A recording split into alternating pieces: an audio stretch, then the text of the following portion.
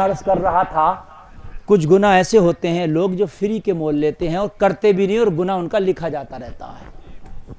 اب وہ سنو, اب وہ میری بات سنو. آپ مثال کے طور پر آپ نے اپنے موبائل میں گانے کی کالر ٹیون لگا لی, ہوتی ہے جب کسی کو فون لگا رہے ہیں, ادھر تو فون لگایا کہ بات ہوگی, ادھر سے آ رہا میرے محبوب قیامت ہوگی.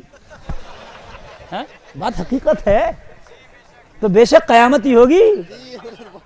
ہاں سنا تو رہا قیامت ہوگی, مگر ہوگی قیامت ہی تیرے لیے. جتنوں کو سنا رہا ان کا گناہ بھی تجھے, اور تو اس پہ لگایا پڑا گناہ بھی, 30 روپیہ لگ دے رہا مہینے کے. وہ کہہ رہی ہو اس میں کہ اگر یہ کالر ٹیون اچھی لگی ہے تو 5 نمبر دبائیے اور کالر ٹیون لگائیے. ارے بھائی کیوں دبائے 5 نمبر, 30 روپیہ دوں تجھے اور اس کے بعد میں قیامت کروں اپنی. مجھے بتائیے آپ, میں اپنی قیامت کروں فری میں؟ تو میرے بھائیو اگر دھوکے سے بھی کالر ٹیون گانے والی لگ جائے تو کسی سے بات مت کرو, سب سے پہلے کمپنی والے سے بات کرو کہ پہلے اسے ہٹا, سب سے پہلے اسے ہٹا. یار میری اچھا ایک بات بتاؤ یار, گناہگار تو چلو سب ہیں, ہم سب گناہگار ہیں, لیکن کچھ لوگ یار بڑے نیک بھی ہوتے ہیں, ہے نا, واقعی وہ نیک ہوتے ہیں. اب وہ بھی تجھے کسی کام سے فون لگا رہا تو اسے بھی گانا سنا رہا, کوئی مفتی تجھے فون لگا رہا تو اسے بھی گانا سنا رہا, مسجد کا امام گانا اگر لگا رہا فون کہ بھیا دعوت بھیج دو, کھانا بھیج دو, تو پہلے گانا سنا رہا اسے. اگر امام بیچارہ کہیں گانا سننے لگا تو فتویٰ لے آئے گا کہ حضرات امام گانے سنتا نماز ہوگی کہ نہیں ہوگی, تجھے سنا رہا. ارے بھائی بات ہے کہ نہیں ہے؟ اگر امام گانا سن لے تو فتویٰ لائے گا اور تجھے سنا رہا, تو پھر یہ بتائیے غلط ہے کہ نہیں ہے؟ اور نوجوانوں موبائل کی کالر ٹیون کو بدل دو, اپنی ٹیون کو بھی بدل دو. کچھ کی تو موبائل کی کالر ٹیون بھی ٹھیک نہیں ہے اور اپنی ٹیون بھی ٹھیک نہیں ہے. تو جب گھر میں جھگڑے کی صورت ہو, اماں اور بیوی لڑ رہی ہوں, تو طرفداری مت کر, بیچ میں کھڑے ہو کے شروع ہو جا, ہے نا, اور پڑھ, بیوی سے بھی کہ اماں سے بھی کہ جھگڑو مت. حی علی الصلاۃ, او اماں نماز پڑھ لو, او بیوی صاحبہ نماز پڑھ لو, ہے نا, یہ پیغام دو.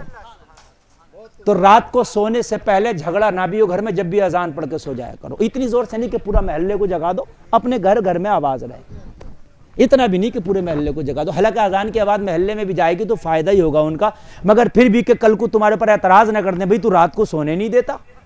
تو اس لیے جو ہے بھائی اتنا پڑھ لو کہ اپنے گھر میں رہے, کیونکہ فائدہ کسی کو اتنا پہنچاؤ کہ وہ آپ کا احسان مندی رہے.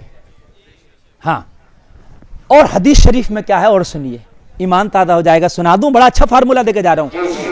تم چاہتے ہو میرا گھر رات کو چور سے محفوظ رہے, ڈکیت سے محفوظ رہے, تم چاہتے ہو میری بیوی, میرے بچے, میرا گھر بار, میرا مال, میرا متا, میرا اسباب, میرا پیسہ, میرا نقدی, میرا سونا, میرا چاندی, میری جان پوری رات محفوظ رہے, تو اس کا بھی آپ کو نسخہ دے کے جا رہا ہوں. دے دوں بھائی, یہ نسخہ بھی دے دوں. چاہتے ہو کہ پوری رات میرا گھر, میری جان, میرے مال, میری بیوی, میرے بچے, میرا سونا, میرا چاندی, میرا پیسہ, سب کچھ محفوظ رہے, تو سنو حدیث شریف میں ہے رات کو سونے سے پہلے آیت الکرسی پڑھ لیا کرو اور 3 مرتبہ تالی بجا کے سو جایا کرو. جہاں تک تالیوں کی آواز جائے گی وہاں تک تیرا مال, تیری جان, تیری بیوی, تیرے بچے, اللہ تعالیٰ ان کی حفاظت کر دے گا. ماشاءاللہ, لگ رہا کہ جلسہ شروع ہو رہا, لگ ہی نہیں رہا کہ رات بوڑھی ہو رہی ہے. آپ لوگوں کا جذبہ دیکھ کے لگ رہا رات بوڑھی نہیں, رات جوان ہو رہی ہے. آج کا آپ کا جلسہ اللہ قبول فرمائے, بہت کامیاب جلسہ. میرے بھائیوں کان کھول کے سنو, جو رات کو آیت الکرسی پڑھ کے اور 3 بار تالیاں بجا کے سو جائے گا, میرے بھائی بات سن لے, جہاں پر وہ سو رہا ہوگا اس کی فیملی کے لوگ تو محفوظ رہیں گے ہی, لیکن حدیث شریف میں ہے کہ جس گھر میں یہ رہتا ہے اس کے دائیں والے بھی محفوظ ہو جائیں گے, اس کے بائیں والے بھی محفوظ ہو جائیں گے. کتنا بڑی بات ہے, کتنی بڑی بات ہے. اور نوجوانوں رات کو گانے سن کے نہ سویا کرو, اور نوجوانوں رات کو یوٹیوب پہ گندی فلمیں دیکھ کے نہ سویا کرو. اور نوجوانوں سونا بھی آدھا مرنے کے برابر ہے، سونا بھی آدھا مرنے کے برابر ہے۔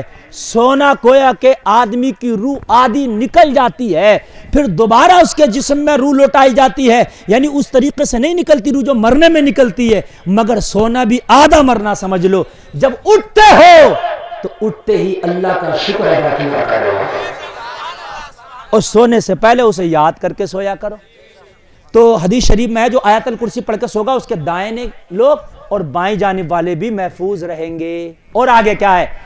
جو آیت الکرسی پڑھ کے سوئے گا اس کے پڑوس میں جو گھر ہے دائیں جانب وہ بھی محفوظ ہو جائے گا، اس کے جو بائیں جانب گھر ہے وہ بھی محفوظ ہو جائے گا۔ اور آگے سنو، اس کے پڑوس کے گھر میں، اس کا جو گھر کے پڑوس میں گھر ہے اور اس کے بھی جو پڑوس میں گھر ہے اللہ اسے بھی محفوظ کر دے گا۔ یعنی اپنے گھر کا پڑوسی اور اس پڑوسی کا بھی پڑوسی، یار کتنی بڑی بات ہے نا؟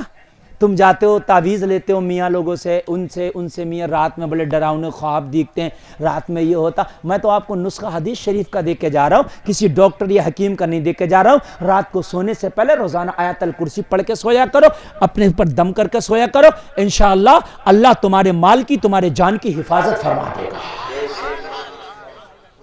حفاظت فرمانے والا اللہ ہے۔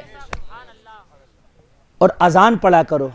اور بات بتاؤں، بچہ جب دنیا میں آتا ہے نا اس کے کان میں اذان پڑھی جاتی ہے، پڑھی جاتی ہے نہیں پڑھی جاتی ہے؟ کیوں پڑھی جاتی ہے معلوم ہے آپ کو؟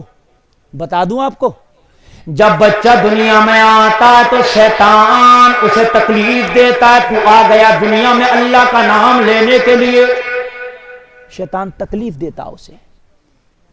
بچہ روتا ہے اس لیے کان میں اذان پڑی جاتی ہے تاکہ بچے کی تکلیف دور ہو جائے، شیطان بھاگ جائے، بچہ مسکرانے لگے، ہے نا؟ دنیا پہ آئے تو اذان پڑھو۔ اچھا دنیا سے جا رہے ہو قبر پہ اذان پڑھ دو تو بہتوں کو تکلیف ہو جاتی ہے۔ ارے جب آنے پہ پڑی تھی تو کوئی تکلیف نہیں، تو جانے پہ پڑھ دی تو کیوں مرا جا رہا ہے بھائی؟ ارے میاں قبر پہ اذان کیوں پڑھ دی؟ میاں ایسا کیوں کر دیا؟ ارے تو آیا تھا جب بھی تو پڑی تھی، پڑی تھی کہ نہیں پڑی تھی؟ تو جب آنے پہ پڑی تھی تو آنے میں تکلیف تھی، تو جانے میں تو اس سے بڑی تکلیف ہے۔ کیوں میرے بھائیو؟ آنے میں تکلیف ہے، بے شک تکلیف ہے، لیکن جانے میں اس سے بڑی تکلیف ہے۔ تو میرے بھائی اگر پڑھ دی تو کوئی تکلیف نہیں ہے، ہر پریشانی میں اذان پڑھو۔ ہاں اب میری بات آگے سنو، کہہ دو سبحان اللہ۔